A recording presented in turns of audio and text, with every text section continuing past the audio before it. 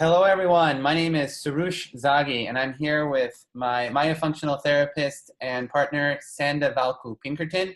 And we're quite honored to be speaking to you guys from Los Angeles about myofunctional therapy.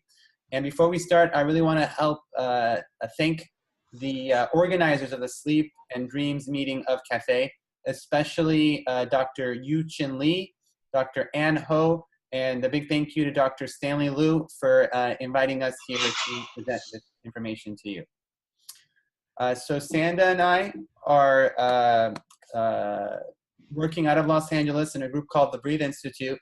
And here we not only address the structural issues that affect patients with sleep issues, but also the functional and behavioral issues. And the purpose of this short talk is to introduce to you guys what are some of the functional issues that may affect kids and adults with breathing issues and what we do in our practice to help them along. So as you know, obstructive sleep apnea is a process in which the patients have a partial or complete blockage of their airway. These blockages can be caused either by structure or by function. So by structure, we have things like nasal obstruction due to septal deviations or turbinate hypertrophy, blockages in the oropharynx at the level of the tonsils, or even problems with the maxillofacial skeleton as with retrognathic or microgenia jaw. But also these problems can present in terms of poor function. And what we're going to look at specifically today is a low tone tongue. So what do we mean by low tone? Let's take a look in this example. Lift up your tongue. Open your mouth wide. Stick out your tongue. So you can see in this example how weak her tongue is. She can barely lift up her tongue and has a lot of compensation just to do that. And I'm really fortunate to work with Sanda because she's a second set of eyes. So Sanda, why don't you tell us what you're seeing in this example?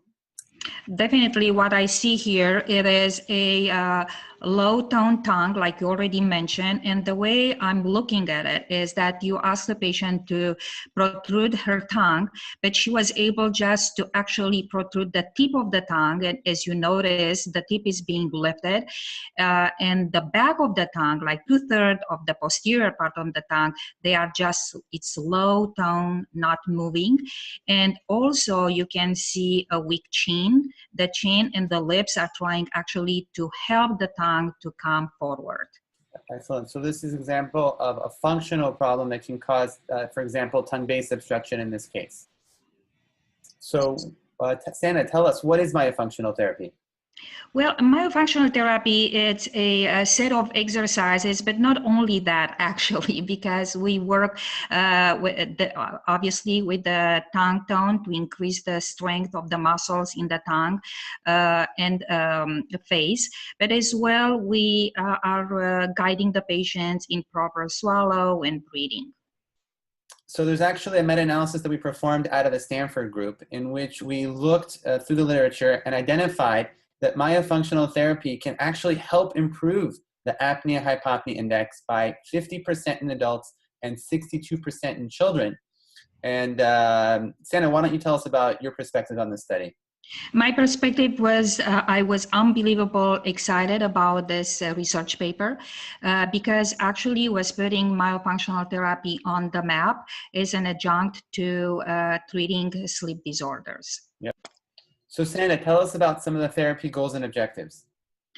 Well, it promotes exclusive nasal breathing, strengthen and tone the muscle of tongue and orofacial complex, promote ideal oral resting posture, meaning lips together, tongue on the roof of the mouth, and nasal breathing.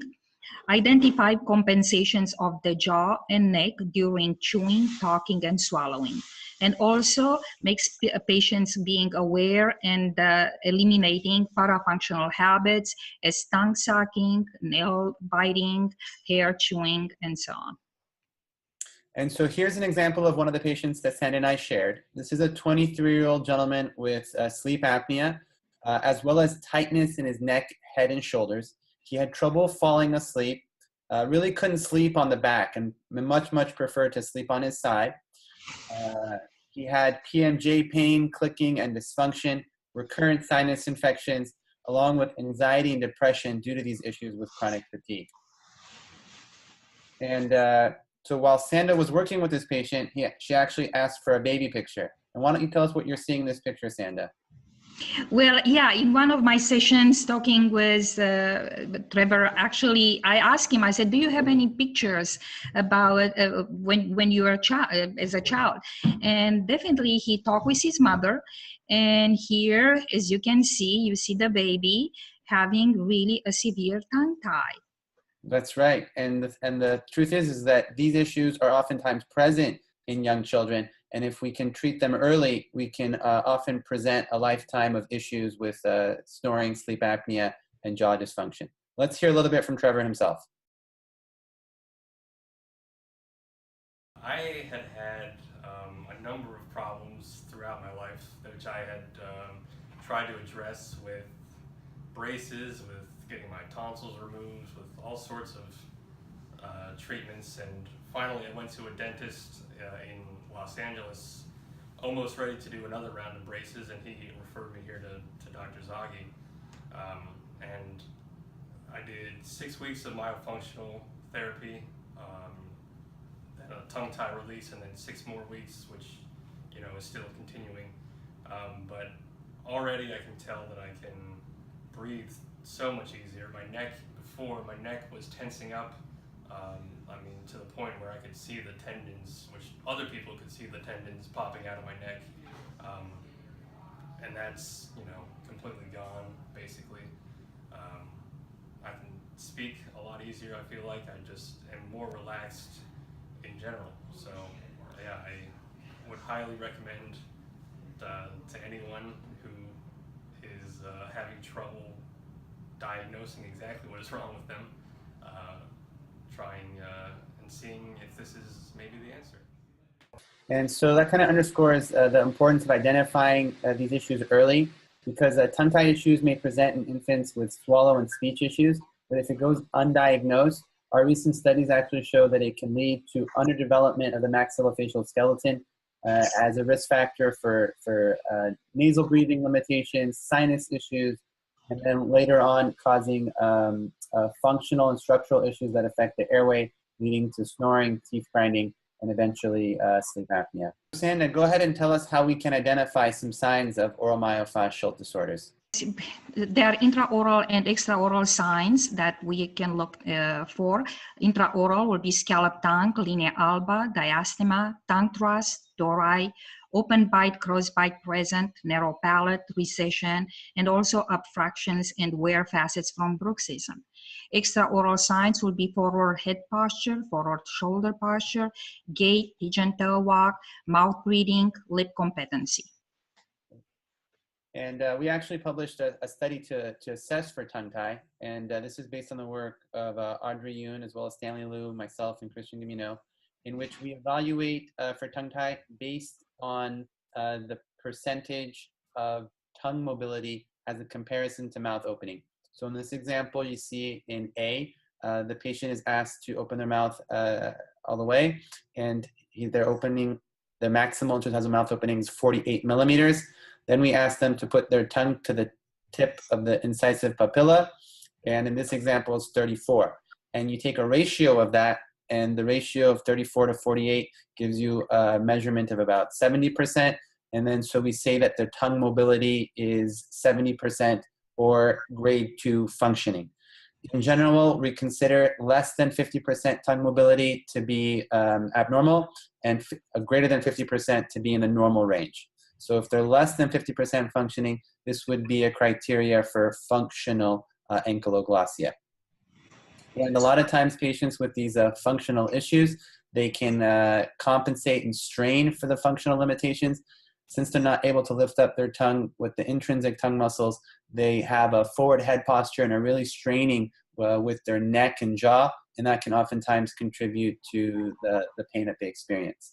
And so how do we identify the compensations? Here's an example showing just that. So here we are. We're going to demonstrate in our lovely patient a grade 4 compensating to grade 2 tongue tie. So first of all, open up and lift up your mouth, lift up your tongue. So she's able to lift up all the way. but she's pulling up her floor of mouth and she's straining a lot with her neck. You can see all this tension in her neck just to lift up the tongue. This is because the tongue, relax now, is physically tethered to the floor of the mouth, and she's not able to lift up her tongue with the intrinsic tongue muscles. So she has to use all these muscles in her neck and in her jaws, and this is contributing to her chronic jaw pains in this example. Thank you for sharing with us. Thank you. Okay, Susanna, why don't you walk us through some visible signs of these issues? Yes, tongue tie, labial tie, mouth breathing during the day and night, tongue thrust, tonsils and adenoids, oral habits like nail biting, TMD clenching and grinding. And so if they have some of these issues, we can get them into therapy. And here's an example of what the therapy looks like.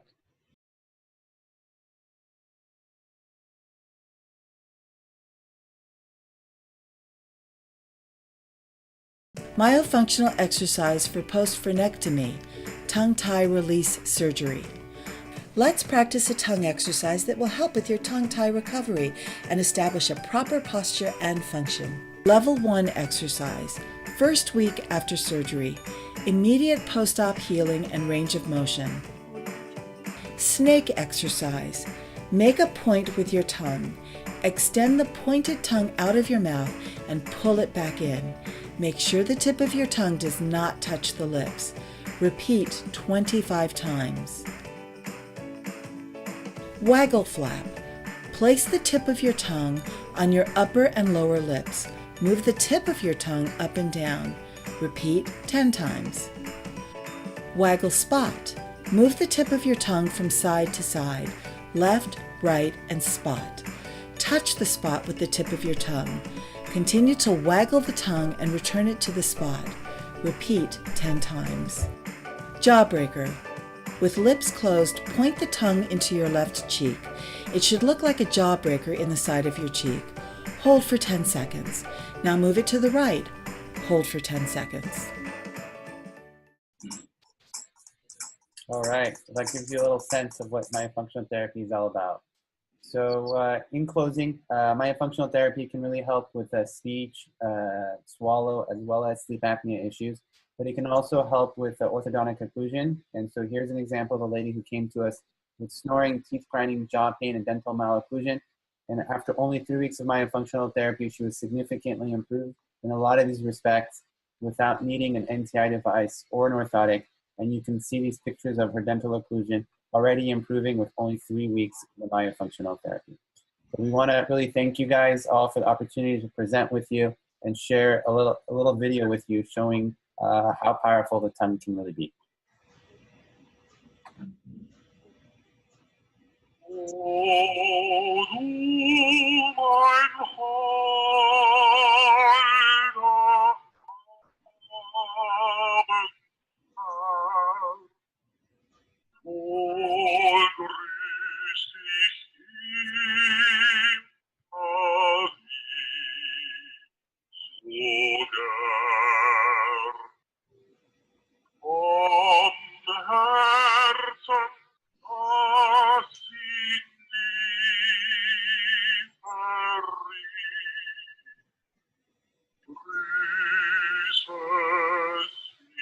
And so that gives you a sense of what you can do with proper functioning of the tongue. We thank you so much and hope you have a wonderful rest of your conference. Take care. Bye.